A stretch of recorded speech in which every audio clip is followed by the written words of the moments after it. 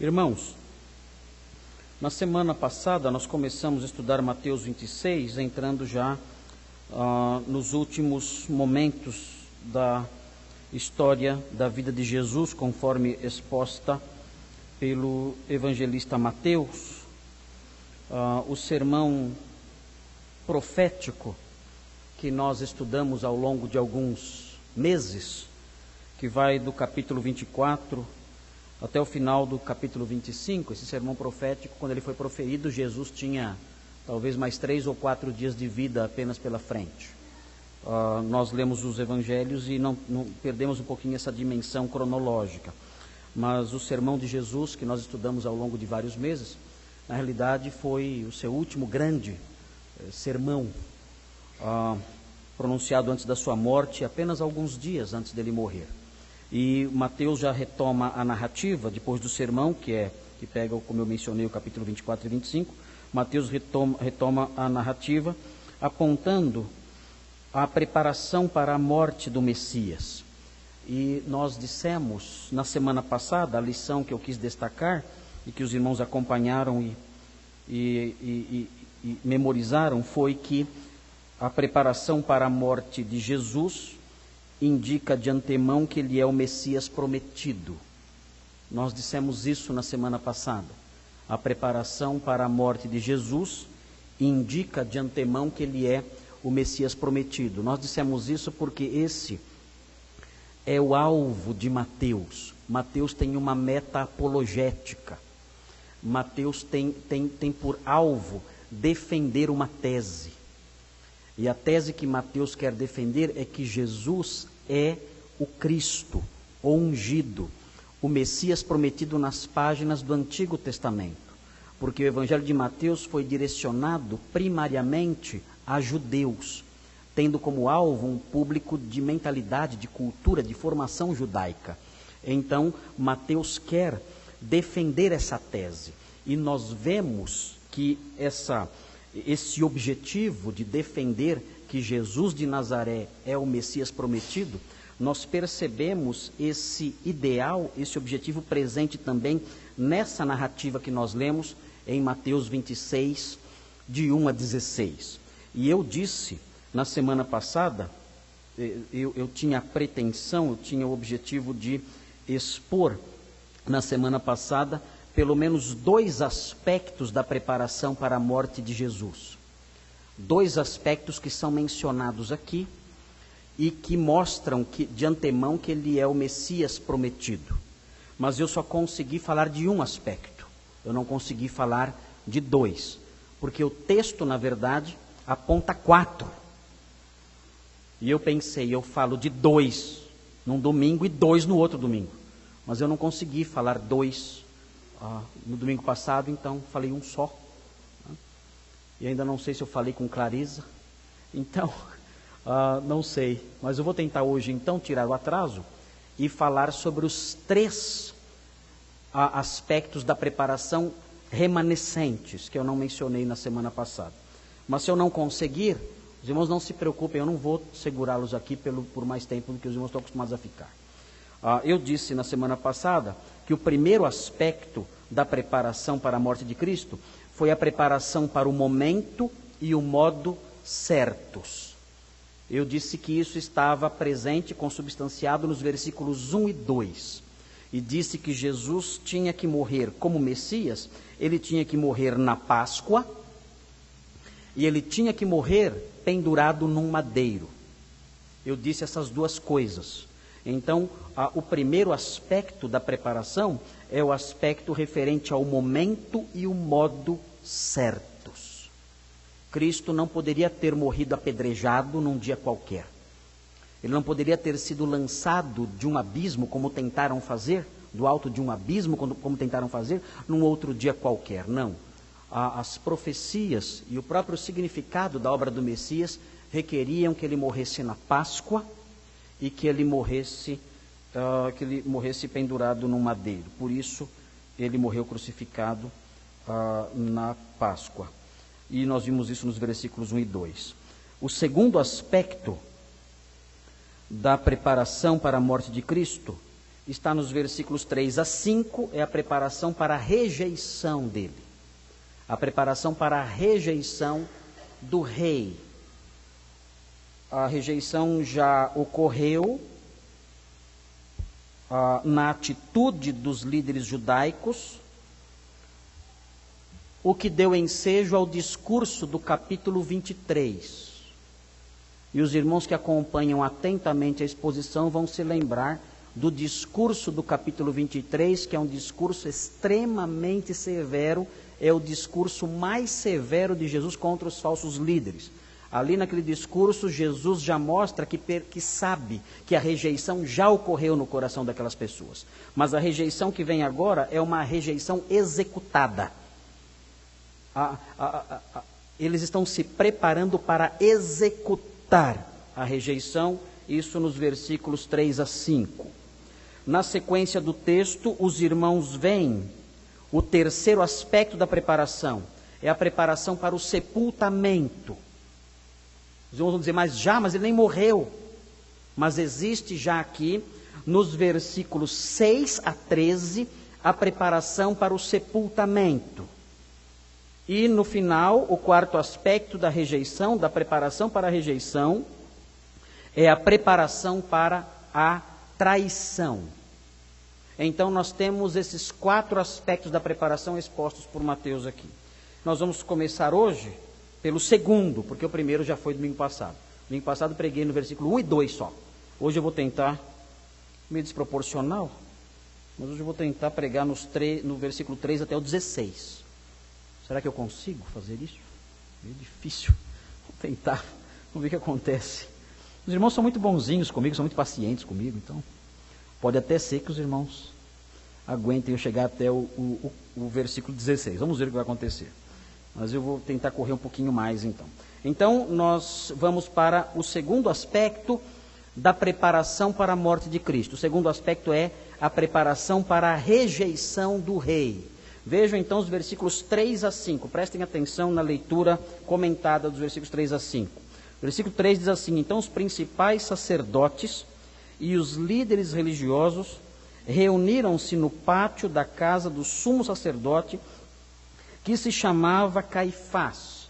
Então os irmãos têm aqui uma mudança de cenário. Nos versículos 1 e 2, os irmãos veem Jesus ali conversando com seus discípulos, isso é num cenário. Agora o cenário muda, agora estamos na casa, no pátio da casa do sumo sacerdote, que se chamava Caifás. Eles estão ali reunidos, nós temos ali uma espécie, um conciliábulo ali, nós temos os líderes, os principais dos sacerdotes, ou os líderes dos sacerdotes, que envolviam o capitão do templo, que era responsável pela polícia do templo.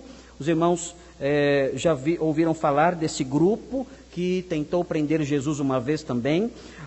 Nós temos aqui, participando dos principais sacerdotes, o sacerdote responsável pelas atividades diárias, temos também o sacerdote responsável pelas atividades semanais, temos o tesoureiro do templo também, que faz parte do grupo, e temos o supervisor do templo. Todo esse grupo está reunido aqui, além dos demais líderes religiosos, como escribas, por exemplo, que eram pessoas responsáveis pela transcrição da lei, por fazer cópias da lei e por ensinar a lei. Os irmãos veem aqui também, mencionado nesse grupo de conspiradores, os irmãos veem aqui a figura do sumo sacerdote Caifás. Nós temos algumas informações históricas sobre Caifás que são bastante importantes para a compreensão desse texto. O sumo sacerdote Caifás, o nome verdadeiro dele, de acordo com Flávio Josefo, que foi um contemporâneo, o nome dele era José Caifás, era o nome desse homem, e é um homem simplesmente terrível, é um homem perverso, é um homem mau. Sempre que esse homem é mencionado na Bíblia, ele está associado com conspiração contra Jesus. Sempre ele está associado em planos de morte contra Jesus ou na execução desses planos. É um homem extremamente perverso esse homem, o sumo sacerdote Caifás. Era muito comum, era necessário que naquele tempo o sumo sacerdote ele tivesse algumas conexões de parentesco para poder ser sumo sacerdote. Não havia rei ali na Judéia nesse tempo. Então o sumo sacerdote exercia o poder completo. Nós estamos aqui diante de um homem que é absolutamente poderoso. Ele é um homem riquíssimo e de grande poder político. Ele está lá inclusive por causa da sua capacidade política de negociar com os romanos, porque os romanos colocavam o que eles queriam ali. Este homem, Caifás, era muito hábil, ele pôde permanecer durante vários anos no sumo sacerdócio, ele ficou exercendo o sumo sacerdócio do ano 15 da era cristã até o ano 37 da era cristã. E notem, para se manter nesse posto durante tantos anos, tinha que ser um político de altíssima habilidade. Isso significa safadeza, em outras, né? Na realidade é isso. Político de altíssima habilidade, tem que ser um político muito inescrupuloso, para poder ficar durante tanto tempo exercendo o poder ali. Tanto que o sucessor dele só conseguiu ficar no poder durante 50 dias. E antes dele, se sucederam mais de 20 sumos sacerdotes que ficavam pequenos períodos ali, naquele posto. Mas Caifás era um homem hábil, era uma serpente, era astuto, era sagaz. E ele conseguia permanecer ali no seu cargo por anos e anos e anos, graças às suas habilidades, os seus conchavos, as suas conexões. Para ele conseguir entrar para a aristocracia e se tornar ali um sumo sacerdote, um homem rico, um homem poderoso, ele teve que se casar com a filha do seu antecessor, que se chamava Anás. Os irmãos já ouviram falar também dele. Anás, uma moça de 12 anos. E ele se casou com essa mocinha de 12 anos para criar uma conexão com a sucessão sacerdotal. E estabeleceu esses laços então de família e passou a ter por sogro Anás. Se você reclama do seu sogro, você tinha que conhecer Anás. Porque Anás era também uma serpente. Anás era o responsável pelo comércio no templo. Foi ele que criou os bazares do templo. E o que aconteceu com os bazares do templo? Os irmãos se lembram? O que Jesus fez com os bazares do templo? Acabou totalmente com o comércio lá. Será que Jesus era querido por Anás? Será que Jesus era amado por Caifás? Será que ele era visto por esses homens como mais um mestre messiânico, como outro qualquer que aparecia aos montes ali na Palestina? Claro que não. O Senhor Jesus mexeu no bolso deles. Mexeu com o poder deles. Isso sem falar no seu discurso poderosíssimo, registrado no capítulo 23. Serpentes, raça de víboras. Essas palavras eram dirigidas contra os líderes religiosos de Jerusalém. De modo que o ódio dessas pessoas contra Jesus estava extremamente intensificado pelas ações do Messias e pelas palavras do Messias. Eles estavam com ódio que não podiam mais conter. O Senhor Jesus não era alguém somente que provocava o ódio deles. O Senhor Jesus agora era uma ameaça. Uma ameaça ao poder, uma ameaça ao dinheiro deles, uma ameaça ao nome deles. E eles tinham que fazer aquele jovem rabino galileu se calar. Era necessário fazer isso. E esse homem então se reúne ali com os seus amigos, na sua quadrilha, é uma quadrilha que está reunida aqui, e eles se reúnem no pátio da casa do sumo sacerdote. Isso significa o quê? Que a casa dele tinha um pátio. O que isso significa? Sua casa tem pátio? O que significa uma casa com pátio? Significa que ele morava num palácio. E ele não tinha só um pátio, ele tinha um portal na casa dele. e criados. Nós sabemos disso pela sequência da narrativa. A narrativa mostra episódios acontecendo na trajetória da história em frente ao portão da casa do sumo sacerdote, com servos ali atuando dentro, ali na parte de dentro da casa, ali no pátio que é mencionado aqui. Ou seja, esse homem morava num grande palácio. Há quem diga, ou não sei se corresponde ou não, que se há correspondência entre essas ruínas e a casa dele, mas dizem que há ruínas em Jerusalém, que são ruínas da casa desse sumo sacerdote Caifás. E dizem que, olha, era aqui que ele morava. Esses dados que são trazidos para nós e que atraem turistas, nem sempre nós sabemos se correspondem aos fatos, né? Às vezes visitamos a casa de Caifás, às vezes não tem nada a ver, outra casa qualquer, e fala que é a casa de Caifás. Mas dizem que as ruínas dessa casa ainda estão em Jerusalém. Você pode ver figuras, fotografias disso na internet. Esse homem, portanto, era um rei em Israel. Ele era um rei, era um príncipe.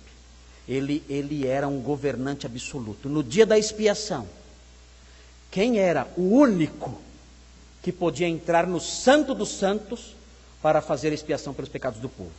Somente ele podia fazer isso. Ele era o sumo sacerdote que podia entrar no dia da expiação, no Santo dos Santos. Ele podia conduzir toda a liderança, estar à frente de toda a liderança dos judeus, realizar cerimônias, sacrifícios, rituais. Era um homem de muito poder. E o que ele faz? Ele reúne os principais sacerdotes, a lista que eu mencionei para vocês a princípio, e eles deliberam como prender Jesus por meio de traição e matá-lo. Esse é o objetivo da reunião. Eles querem matar Jesus porque Jesus representa essa ameaça ao nome deles, ao poder deles e ao dinheiro deles. Mas vejam o versículo 5. O versículo 5 diz o seguinte: mas diziam, e é necessário que os irmãos compreendam o que está acontecendo aqui, não durante a festa, que é a Páscoa. A Páscoa se estendia do dia 14 de Nisan ao dia 21 de Nisan, entre março e abril do nosso calendário. De 14 de Nisan a 21 de Nisan, porque ela emendava com uma festa de 7 dias, que era a festa dos pães asmos. Então, era uma festa longa, era a festa mais popular, mais conhecida e mais importante do judaísmo. E a festa atraía muitas pessoas para Jerusalém. Pessoas que vinham de vários povoados ali para Jerusalém. Pessoas que vinham do mundo inteiro para Jerusalém. Judeus que vinham do mundo inteiro para Jerusalém para a celebração da Páscoa. Os judeus, no século XIX, dizem, eu estou lendo um livro chamado Israel e a Igreja, de um italiano chamado Ronald D. Prose. E nesse livro ele diz que no século XIX, o costume dos judeus era quando eles se reuniam para comemorar a Páscoa, eles diziam assim: no ano que vem em Jerusalém. No ano que vem em Jerusalém. Esse era o sonho deles. No ano que vem em Jerusalém. Eu até que fazer um pagodinho com essa música, né? Em português pelo menos dá, acho que não dava para fazer em outras línguas, né? Mas no ano que vem em Jerusalém. Eu quero o sonho, participar da Páscoa, realizar a Páscoa, participar dessas celebridades todas ali na Cidade Santa. Então, naqueles dias, quando isso era possível, os judeus todos se reuniam ali. E muitos judeus eram simpatizantes de Jesus. A cidade estava tumultuada.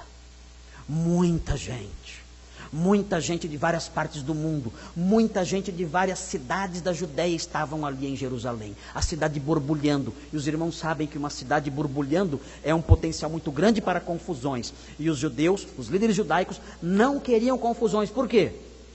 Porque eles eram uma colônia, eles estavam dominados pelos romanos. E os romanos não toleravam confusões. A Pax Romana, a paz romana, era proverbial. Como é que os romanos lidavam com levantes? Como é que os romanos lidavam com revoltas? Muito simples. Matavam todo mundo. Resolvia? Facinho. Essas revoltas tem em São Paulo aqui. Quebrar ônibus, botar fogo, isso aí não existia no Império Romano. Acontecia uma vez ou outra. O remédio era eficaz. Não estou dizendo que eu concordo com o remédio, mas o remédio funcionava. fizeram um levante em Tessalônica, cerca de, na época de Ambrósio de Milão, transição do século IV para o século V, fizeram um levante em Tessalônica, uma revolta em Tessalônica. O imperador Teodósio convidou todos os revoltosos para se reunirem dentro do ginásio, para conversar com eles. E eles todos se reuniram dentro do ginásio. E quando se reuniram, estavam todos dentro do ginásio, né, do estádio. Então saíram soldados e mataram todos. Pararam de queimar ônibus, pararam de quebrar banco, acabou tudo. Não teve mais levante nenhum. Por que isso? Porque naqueles dias era a Pax Romana.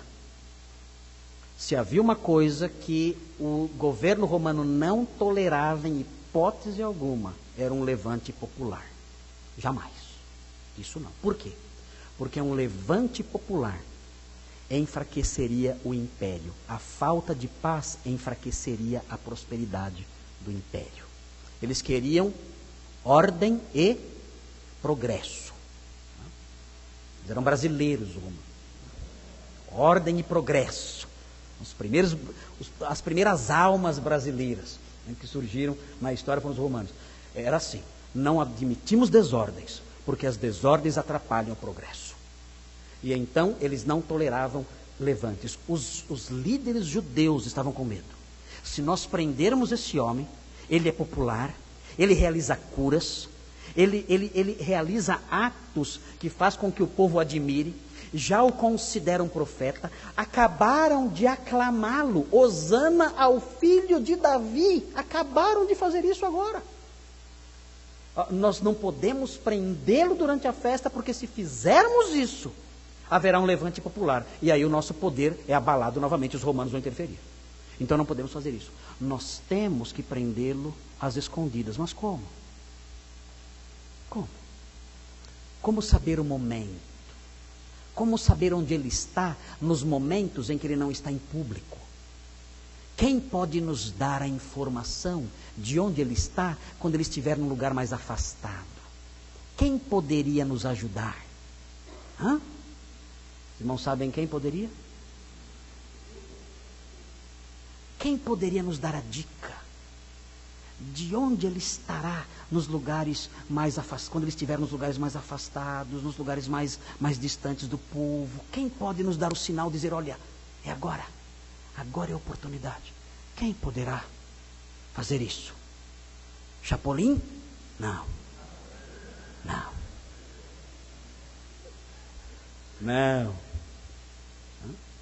Alguém terrível vai fazer isso, né? A história mostra aqui o que acontece. Ok? Muito bem, amados. Estou brincando com os irmãos, né? Ok. O que isso tem que ver? O que isso tem que ver? Vocês estão rindo do Chapolin? Os mais velhos não estão rindo tanto, mas os jovens estão rindo muito. E é difícil eu fazer os jovens dar risada. Muito difícil. Jovem é linha dura. Mas o que isso tem que ver? O que é que isso tem que ver com a tese do nosso sermão? Nós estamos dizendo, nós estamos afirmando que esses preparativos para a morte do Senhor são preparativos que mostram de antemão que Ele é o Messias prometido. O que isso tem que ver? O que esse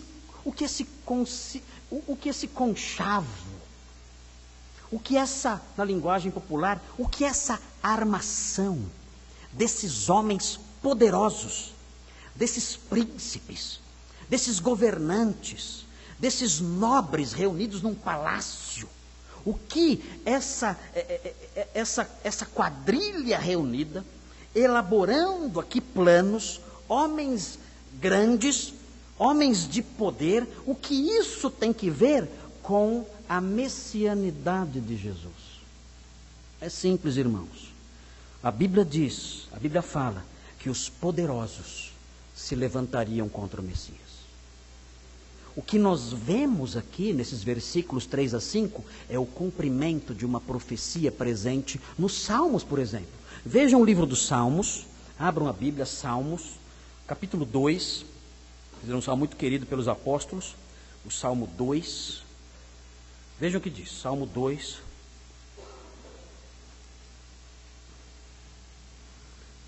Diz assim, Salmo 2, eu vou ler, Salmo 2, 1 e 2 fala assim: porque as nações se enfurecem, e os povos tramam em vão, os reis da terra se levantam, e os príncipes conspiram unidos contra o Senhor, Javé, e quem mais? E o seu ungido, o seu Cristo, o Messias.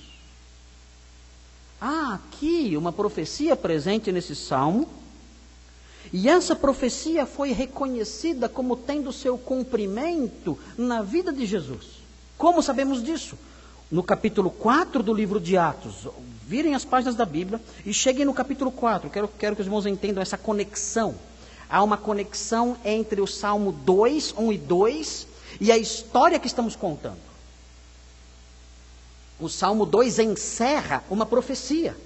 Talvez o salmista não soubesse disso quando escreveu o Salmo. Mas quando nós chegamos no livro de Atos, nós vemos que a igreja primitiva, sob o ensino e a direção dos apóstolos, entendeu que o Salmo 2 cumpria. Se referia ao que aconteceu com Jesus. Atos capítulo 4. Vejam o que diz o texto, versículo 24, Atos 4, 24. Prestem atenção. Diz assim, Atos 4, 24. Ao ouvirem isso, a igreja reunida, os apóstolos tinham sido presos e foram soltos. E o versículo 24 diz: ao ouvirem isso, todos juntos elevaram a voz a Deus, dizendo: Senhor, tu que fizeste o céu, a terra, o mar e tudo que neles há, que pelo Espírito Santo disseste pela boca de nosso pai Davi, teu servo. E aí ele cita o Salmo 2. Vejam que o Espírito Santo disse através de Davi: porque os gentios se enfureceram, e os povos imaginaram coisas vãs. Os reis da terra levantaram-se, as autoridades aliaram-se contra o Senhor e contra o seu ungido. É a citação do Salmo 2. E aí eles dizem no versículo 27, pois nesta cidade é o cumprimento. É o cumprimento da profecia. Pois nesta cidade eles de fato se aliaram contra o teu santo servo Jesus, a quem ungiste, não só Herodes, mas também Pôncio Pilatos, com os gentios e os povos de Israel, para fazer tudo o que a tua mão e a tua vontade predeterminaram que se fizesse. O que acontece aqui no texto de Mateus 26? Em Mateus 26, nos versículos 3 a 5, nós temos a preparação para a rejeição do rei. E esse aspecto da preparação mostra que Jesus de Nazaré é o Messias prometido. Os príncipes tinham que se levantar contra ele. Ele não poderia morrer como resultado de um simples levante popular. Ele não poderia morrer como alvo simplesmente da inveja de uma pessoa qualquer ou de um criminoso qualquer. Não. O Messias tinha que morrer como resultado de um conluio de príncipes, de governadores, de reis, de pessoas poderosas. E foi precisamente o que aconteceu. Mateus, ao mostrar esse aspecto da rejeição do rei, mostra que Jesus de Nazaré preenche aquilo que as profecias veterotestamentárias falam sobre o Messias, sendo, portanto, ele de fato o Messias prometido. Mas vamos prosseguir. Temos mais 2 aspectos pela frente. O relógio não para de correr. Vamos então em frente. Porque temos o terceiro aspecto da preparação para a morte. Os irmãos estão me acompanhando?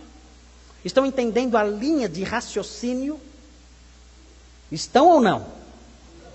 Existe uma linha de raciocínio. Enquanto eu tenho sanidade mental, eu consigo manter uma linha de raciocínio. E a linha de raciocínio é essa. Qual é a linha de raciocínio? A linha de raciocínio é a seguinte: os preparativos para a morte de Jesus mostram que ele de fato era o Messias prometido.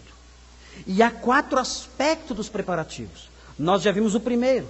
O primeiro aspecto, vimos o primeiro e o segundo. O primeiro aspecto se relaciona ao modo e ao tempo certo. O modo e o tempo certos, previstos no Antigo Testamento, mostram que Jesus é o Messias prometido, morreu na Páscoa, morreu pendurado no madeiro.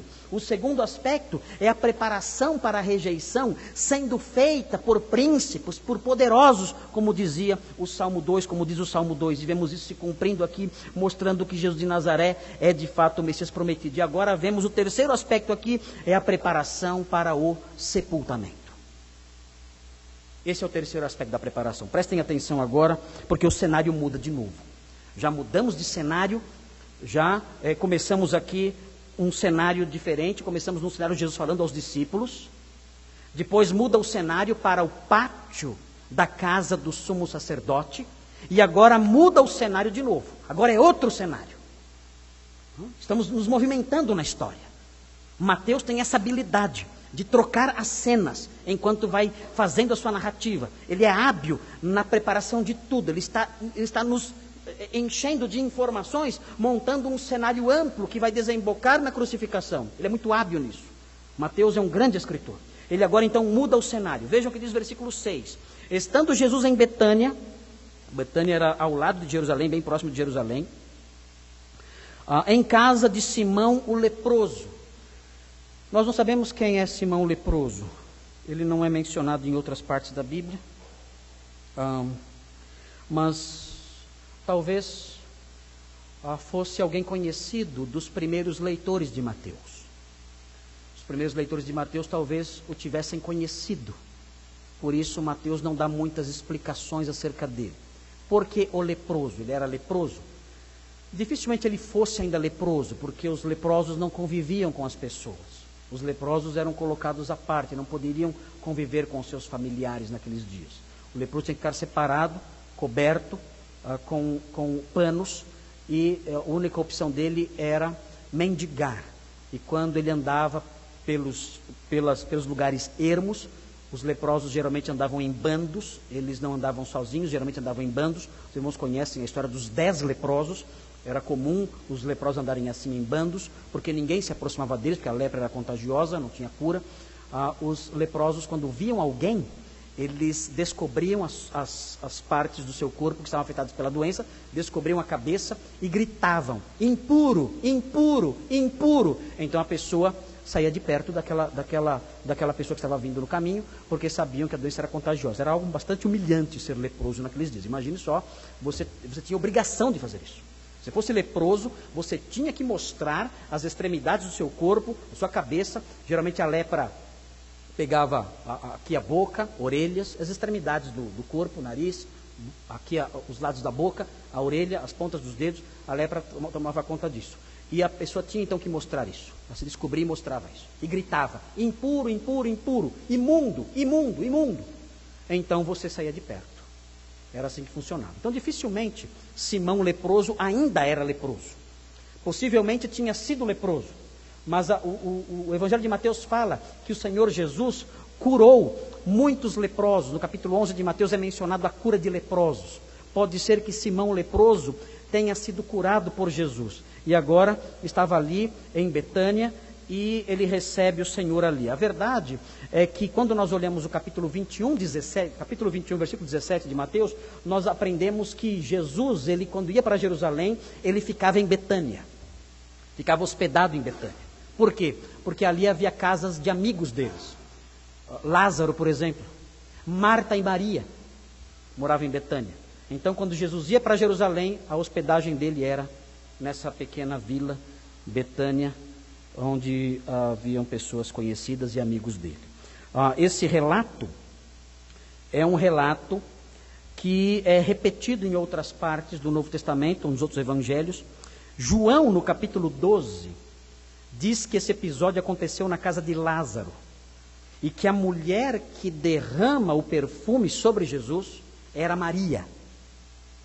Mas Mateus, ele não menciona muito os nomes das mulheres antes da paixão de Cristo. Pode ser que por causa disso ele não tenha mencionado o nome de Maria aqui. As mulheres aparecem mais no Evangelho de Mateus no relato da paixão. Aí ele cita os nomes. Aí as mulheres aparecem muito. A parte de Mateus em que as mulheres mais aparecem é a parte final. Aí é só as belas tomando conta do relato. Por quê? Por quê? Por que só as mulheres aparecem? Por quê? Porque os homens estavam escondidos com medo dentro de casa. Por causa disso. Eles saem do cenário. Ficaram com medo, com medinho. E se trancaram dentro de casa. E as mulheres então aparecem no cenário fazendo tudo. Indo até o túmulo, testemunhando a ressurreição, conversando com os anjos, indo levar a notícia para os apóstolos. Aí elas aparecem bastante. Geralmente é assim na casa da gente também. Quando o marido ele não faz nada, é um ausente, parado, não tem presença nenhuma em casa, na educação dos filhos ou na direção do lar, a mulher toma a frente. Mas isso é outra história, é outro sermão esse. Não vou falar sobre isso hoje.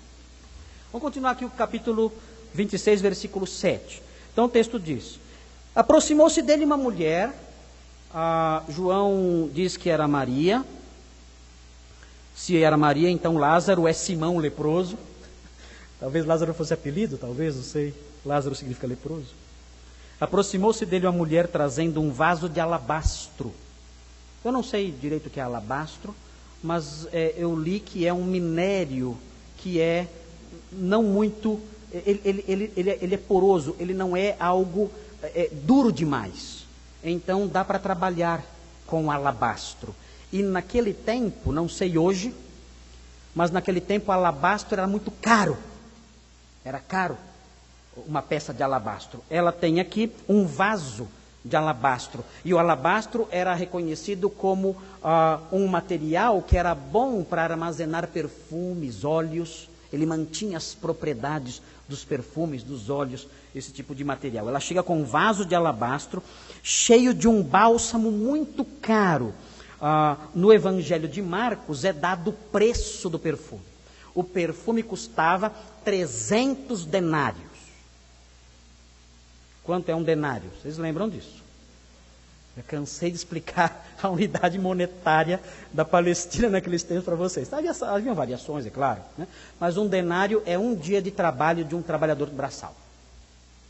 Um ano de trabalho. Então aqui nós temos um perfume que custa 1 ano do salário de um jardineiro. Quanto você paga para o seu jardineiro? Se você paga um jardineiro, quanto custa o dia de trabalho dele? Você multiplica isso por 300, é o preço do perfume.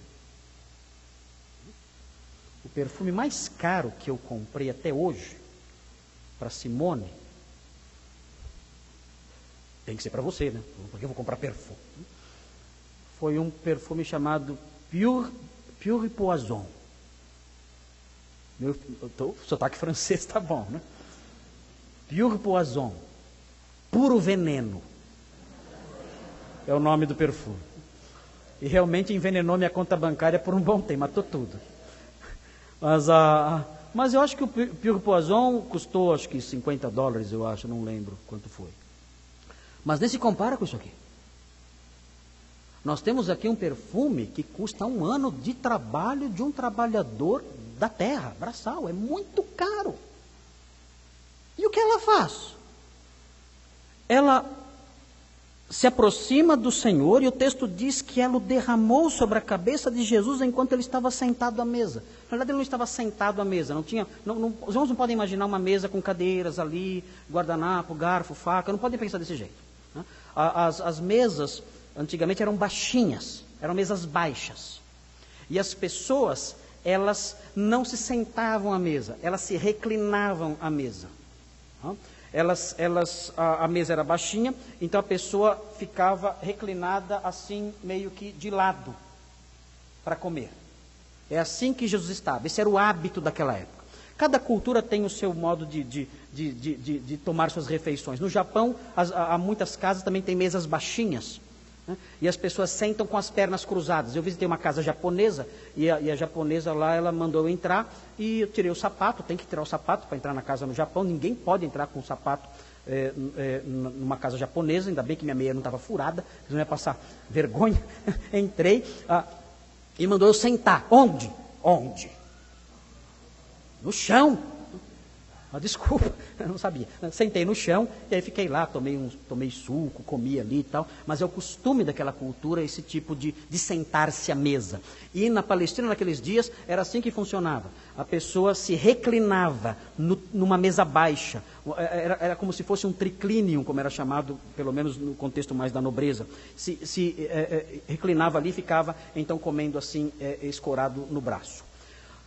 Essa mulher se aproxima e ela unge o Senhor, derrama o perfume sobre a sua cabeça. No Evangelho de Marcos, é dito que ela quebrou o vaso. Ela quebrou o vaso para derramar melhor.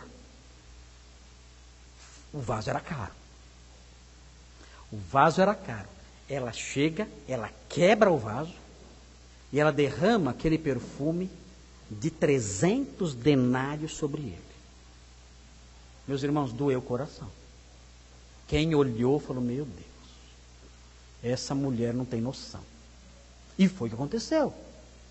Os discípulos olharam para aquilo, versículo 8 diz, quando os discípulos viram isso, ficaram indignados.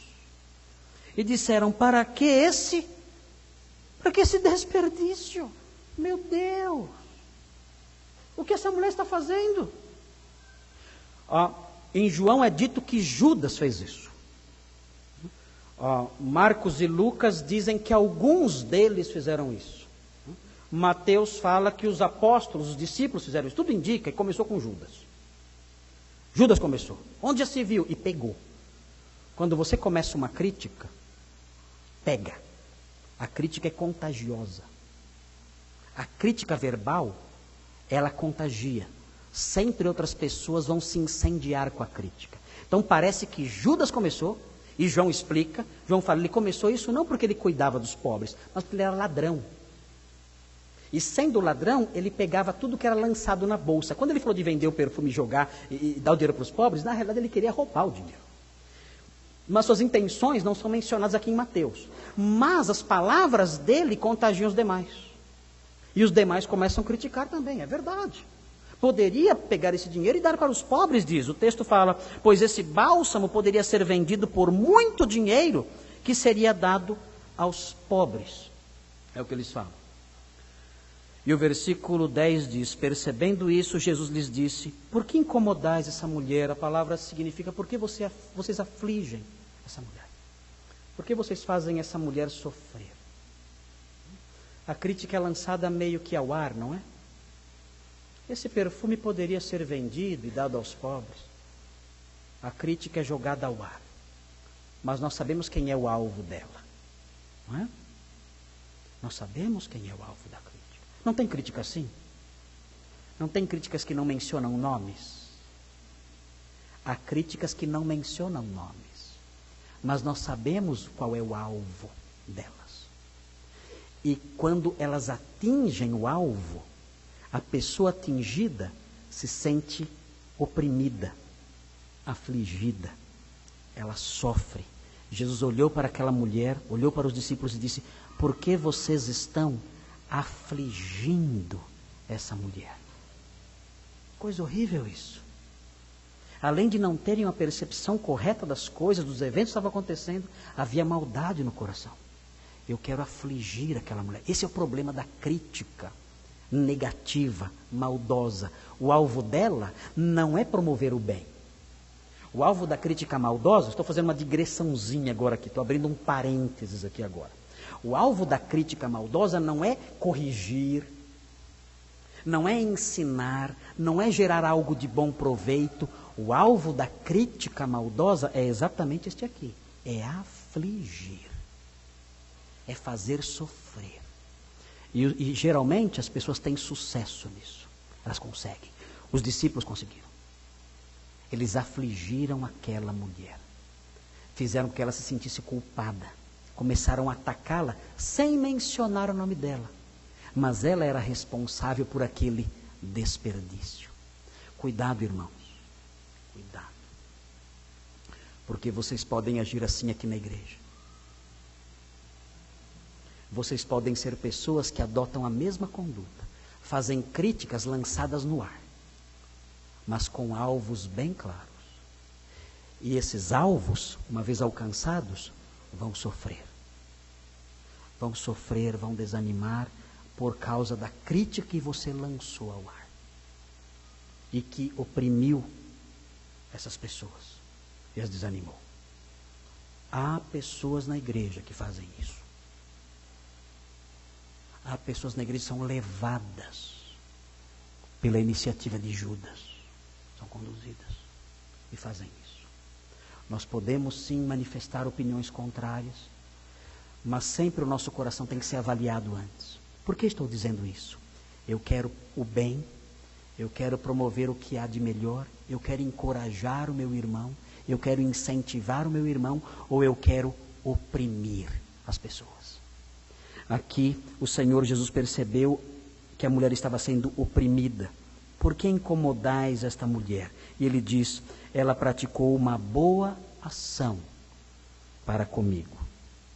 Quem define o que é boa ação? Quem define?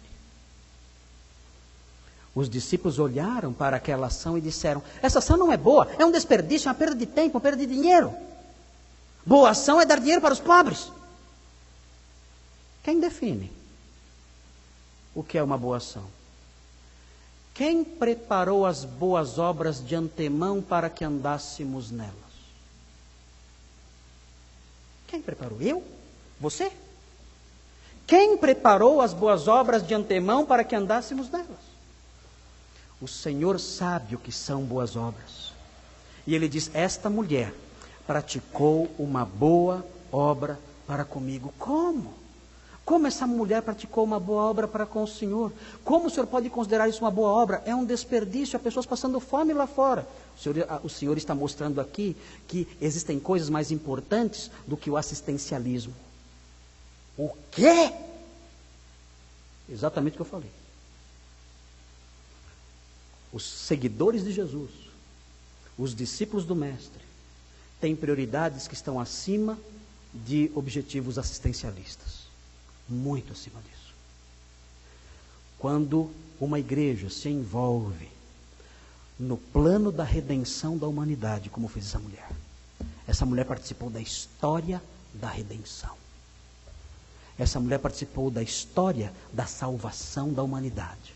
Ela preparou o corpo de Jesus para a morte. E quando uma igreja, quando um crente se envolve na obra de redenção da humanidade, o Senhor vê isso como algo muito mais importante do que a ajuda aos pobres. Estou dizendo isso para os irmãos, porque hoje em dia, igreja virou lugar de assistência social.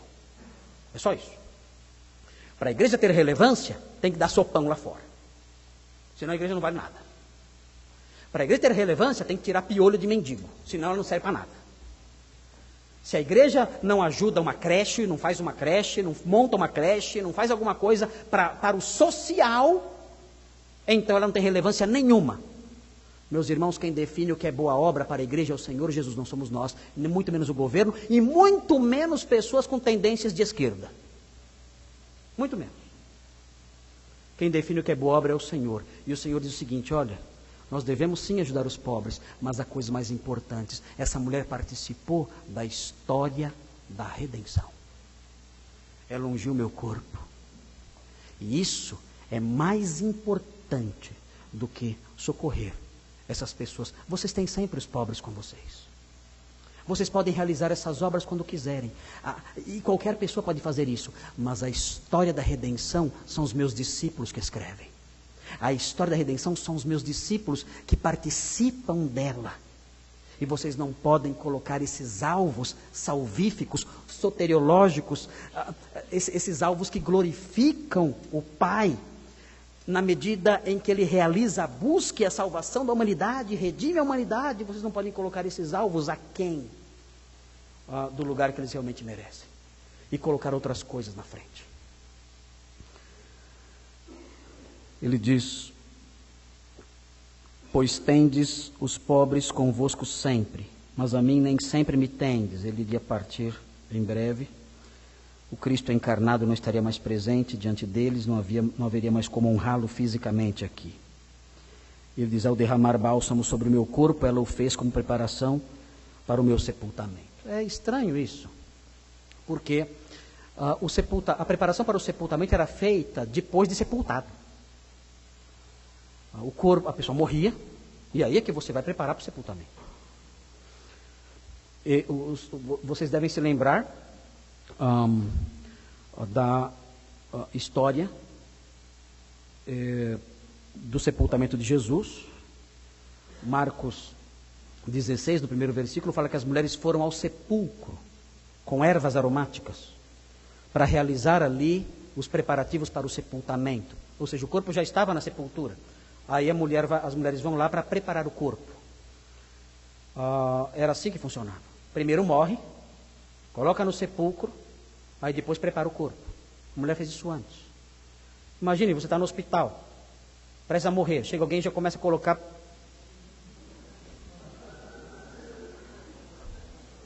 algodão no seu nariz, no seu ouvido. O que você está fazendo? Não, já estou adiantando já um pouco. Uma coisa meio macabra isso, ó.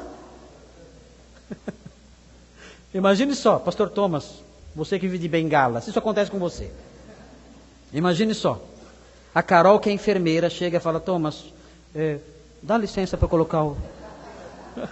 Vira um pouco para eu colocar o algodão na sua orelha, né? É uma atitude meio inédita. É o que acontece aqui. É algo macabro isso. Mas essa é a leitura que o Senhor faz. Talvez aquela mulher não soubesse disso. Talvez aquela mulher não percebesse o que ela estava fazendo. Mas o Senhor eleva o seu papel. Ela quis honrar o Mestre. Ela quis honrá-lo, mostrar seu amor por ele. Eu sou serva dele. Não há limites em mim para servi-lo, para mostrar meu amor. Eu não tenho vocabulário. Eu não tenho palavras para expressar o quanto eu amo o meu Salvador. Eu não tenho frases, eu não sou um homem, eu não sou uma mulher, eu não sou uma pessoa que tem habilidades retóricas.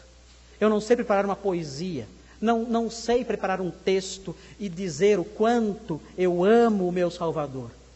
Mas eu sei em silêncio mostrar o meu amor por ele. Eu vou mostrar para ele o meu desprendimento. Tudo que eu tenho, tudo é dele. Minha vida é dele, meu coração é dele, minha alma é dele.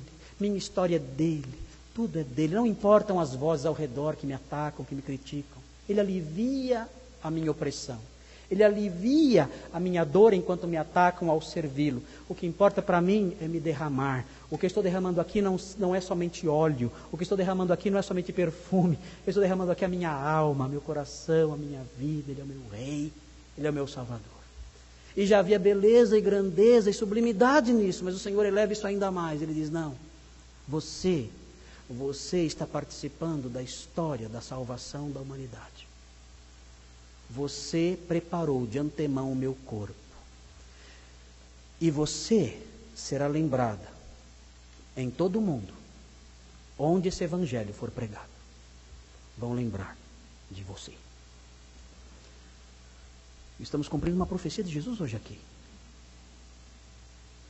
Hoje aqui. Dia 28 de setembro de 2014, estamos cumprindo, mais uma vez, uma profecia de Jesus. Em verdade vos digo, em todo o mundo, onde quer que seja pregado este evangelho, também o que ela fez será contado em sua memória.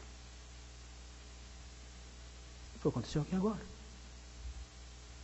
No Antigo Testamento, quando os pais, os patriarcas, os grandes personagens do Antigo Testamento queriam mostrar a importância de um feito, eles diziam: isso será contado por toda a posteridade. Isso será contado a toda a sua posteridade por gerações e gerações e gerações. Esse gesto será lembrado. Isso foi atribuído aos patriarcas, aos grandes heróis do Antigo Testamento. E agora o Senhor atribui isso a uma mulher simples, você também. E Ele eleva essa mulher à categoria de uma heroína, semelhante aos pais e aos grandes personagens da história bíblica. E aí vem a pergunta: o que isso tem a ver com o tema do sermão? Porque o pastor está dizendo que os preparativos para a morte de Jesus mostram que Jesus é o Messias prometido.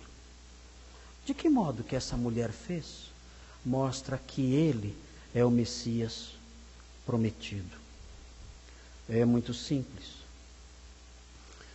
Em Isaías 53:9, a Bíblia diz que o sepultamento do Messias seria conectado de algum modo com o rico.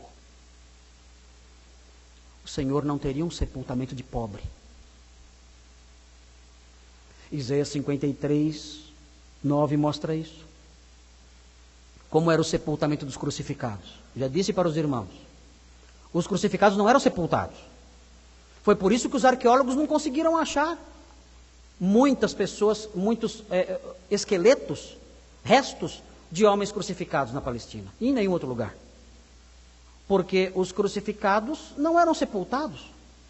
O que era feito com eles? Os seus corpos eram jogados para os animais. Os animais comiam, ficavam ali apodrecendo, os animais comiam tudo. Não havia. Acharam o primeiro cadáver de um crucificado foi achado no século XX. Acharam um, até onde eu sei. Aqui está registrado num livro chamado As Evidências da Ressurreição de Cristo, de Josh McDowell. Os que gostam de ler esse livro narra a descoberta desse indivíduo que foi crucificado e acharam o corpo dele, com as evidências da crucificação. Antes disso não havia nenhum fóssil, nenhuma descoberta arqueológica, nenhum cadáver, nenhum resto mortal de um crucificado. Era de se esperar que o Senhor crucificado tivesse o seu corpo desonrado, jogado para os animais. Mas a profecia dizia, ele estará com o rico na sua morte. Ele terá um sepultamento nobre. Por isso ele foi sepultado no túmulo de José de Arimateia. Por isso essa mulher o honra de forma tão rica, com um óleo tão rico, com um óleo tão caro. Somente os ricos receberiam isso. E o Messias recebeu isso, mostrando que ele é o rei da terra, o nobre por excelência, o Messias de Israel. E o texto termina, acho que eu vou conseguir.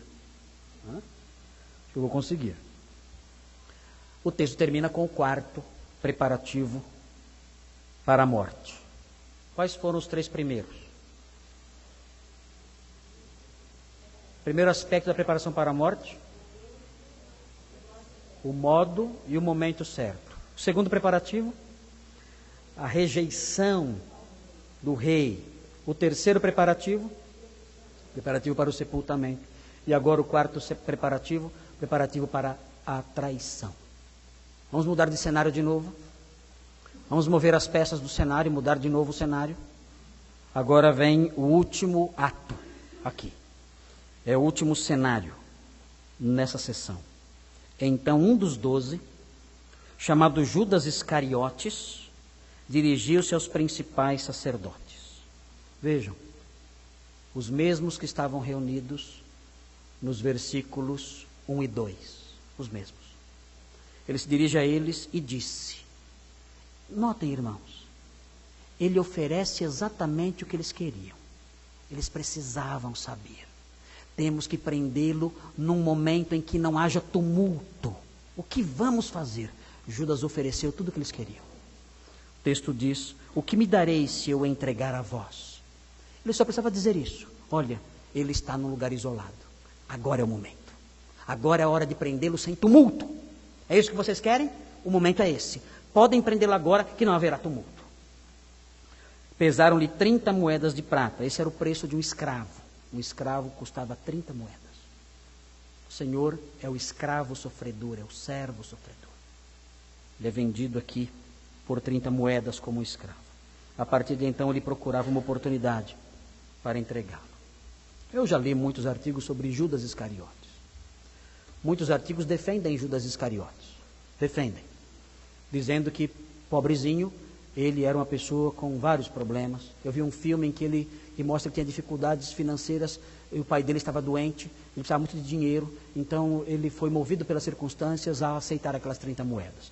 Sempre dizem nos artigos das pessoas de mente mais aberta. Eu gosto dos artigos de pessoas de mente aberta, aquelas que abriu tanto a mente que o cérebro caiu, tanto que abriu a cabeça. Então, as pessoas escrevem coisas que ninguém... Elas inventam coisas e dão a essas coisas que elas inventam um traço de intelectualidade, sem nenhum fundamento. Mas dá a impressão que são pessoas muito inteligentes porque escrevem novidades. E são ousadas nisso e tudo mais, e as pessoas mais ingênuas acreditam nessas tolices todas. A grande verdade é que tentam eximir de culpa Judas Iscariotes, dizendo que ele foi a grande vítima. Na realidade, ele não era culpado de nada, ele é injustiçado pela história. Hoje em dia, pecado não é mais pecado. Pecado hoje em dia é compulsão. Se você come muito, você come como um porco, estoura de comer, a Bíblia chama isso de gula. Hoje em dia vão dizer que você é compulsivo por comida. É compulsão, é doença. Se você rouba, a Bíblia fala que você é ladrão, mas ladrão não é muito sofisticado. Vamos dizer que você é compulsivo por subtrair o bem alheio. É uma compulsão. Aquele rabino Henri Sobel, ele roubou uma gravata. Disseram que depois disso ele foi fazer um tratamento. Porque não é ladrão, estava doente. Então a doença dele, ele foi lá escolher a gravata mais cara. A doença de elite essa, não é qualquer doença. Né? Ele ali escolheu a gravata mais cara, se esquivou das câmeras, uma doença esperta também, né? E subtraiu aquela gravata. Ele ia chamar isso de furto, de ser ladrão. É simples. Nós somos responsáveis pelo que fazemos. Não somos animais. Não somos movidos por instintos animais. Temos uma natureza pecaminosa sim, mas também temos uma personalidade, somos imagem e semelhança de Deus. Somos responsáveis pelos nossos atos, respondemos por eles. Judas não era compulsivo por traição, não. Não tinha compulsão por 30 moedas, não. Judas é um traidor. Judas é um homem perverso. Ele mediu o que ia fazer. Calculou os benefícios e os riscos. Procurou as pessoas certas. E fez o que queria fazer, usando da sua inteligência, usando da sua livre agência, das suas decisões, para fazer o que ele fez. E mediu. Ele pensou, eu queria um Messias diferente. Eu queria um libertador de Israel político. E estando perto desse libertador político, certamente eu iria ganhar um ministério. E se eu não ganhasse um ministério, ele talvez inventasse um ministério para mim. No Brasil fazem isso. Quem sabe ele se tornando esse rei poderoso, poderoso como é, ao inaugurar o seu reino e sacudir de sobre os nossos ombros o jugo dos romanos, e estabelecer o seu reino político e messiânico e perene aqui, eu estando com ele, eu e os outros 11 não seremos elevados a uma posição elevadíssima. Mas ele começou a perceber que não era esse o reino de Jesus que ele estabeleceria, não pelo menos agora. E quando ele viu aquele vaso ser quebrado, quando ele viu que o Senhor não estava prestes a inaugurar um reino glorioso terreno, ele percebeu isso. A hora que aquele vaso se quebrou, a esperança mundana dele se quebrou também. E ele disse: eu gastei alguns anos seguindo esse homem, perdi meu tempo, eu tenho que tirar algum proveito disso. Eu não posso sair dessa canoa furada com as mãos abanando. Alguma coisa eu vou levar. E foi. E levou. De que forma isso tem que ver com o preparativo da morte do Messias? Os irmãos sabem, é muito simples. No capítulo 27, virando a página, diz o seguinte: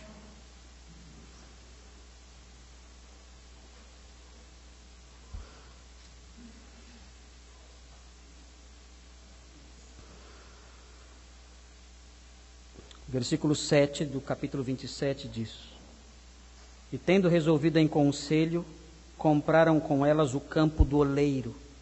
Com elas o quê? Com as moedas que Judas devolveu no seu remorso. Compraram com elas o campo do oleiro para servir de cemitério para estrangeiros. Por isso, até o dia de hoje, aquele campo é chamado campo de sangue. Versículo 9. Cumpriu-se então o que havia sido falado pelo profeta Jeremias.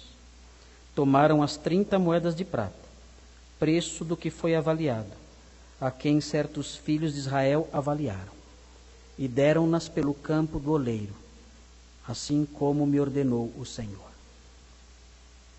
Aqui Mateus mostra que as 30 moedas estavam relacionadas com uma profecia messiânica. As 30 moedas da traição, as 30 moedas do preço pago pelo escravo, as 30 moedas seriam usadas para comprar um campo. E nós vemos aqui Mateus preparando para que isso aconteça, mostrando que nos preparativos para a morte de Cristo há evidências de que ele é o Messias prometido no Antigo Testamento. Bom, o texto terminou. Acabei de falar dos versículos todos. Isso é inédito, eu não consigo falar de tantos versículos num sermão só. Mas o texto conseguia esgotar. O texto fala que a partir de então ele procurava uma oportunidade para entregá-lo. E aí termina o texto, com essa nota da ação de Judas. Eu quero aplicá-lo aos irmãos na forma de uma analogia. E a analogia é a seguinte: esses 3 últimos aspectos que eu preguei hoje mencionam cenários diferentes e pessoas diferentes.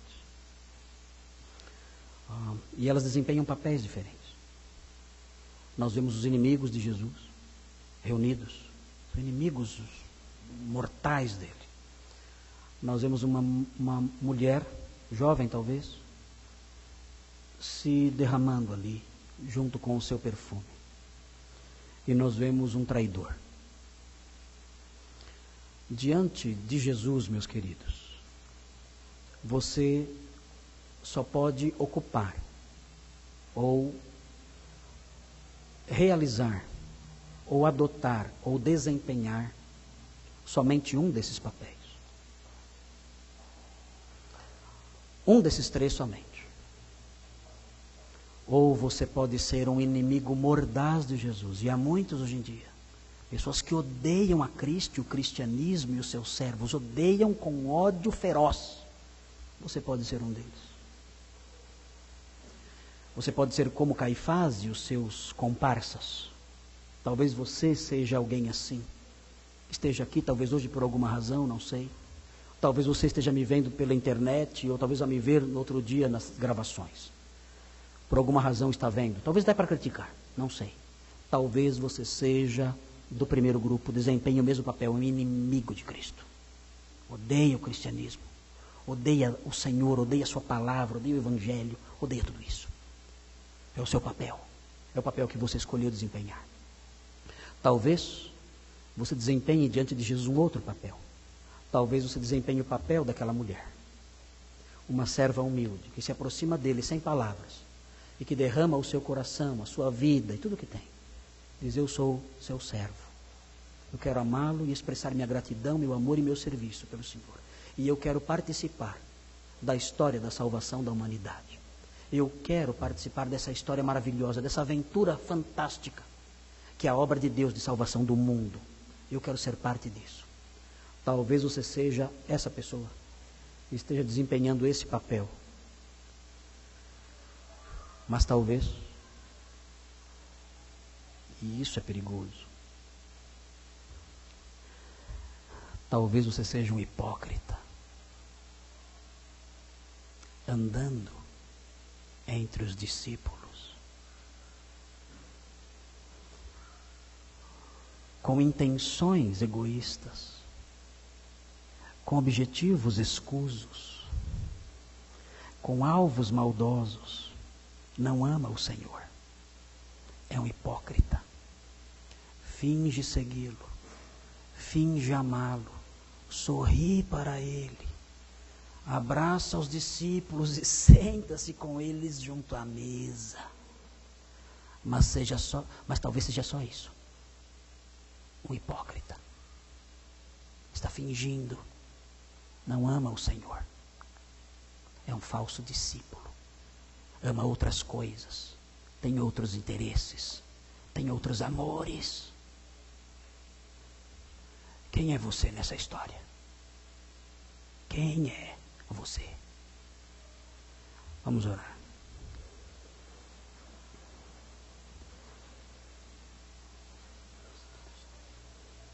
Santo Deus, obrigado pela história da preparação da morte do Senhor. Obrigado. Abençoa a nossa igreja, ó Deus. Somos tão poucos, mas queremos ser os poucos que seguem no pensamento e na conduta daquela mulher anônima. Queremos ser o povo que quebra o vaso de alabastro. Queremos ser o povo que derrama o perfume sobre o Senhor e o honra. Queremos ser o povo que participa da sua história, da história que o Senhor escreveu, da história da redenção da humanidade. Queremos ser esse povo. Não queremos ser os inimigos no pátio de Caifás. Não queremos ser o discípulo hipócrita com a bolsa cheia. Queremos ser a mulher do vaso de alabastro. Ajuda-nos para que sejamos isso. Em nome de Jesus. Amém.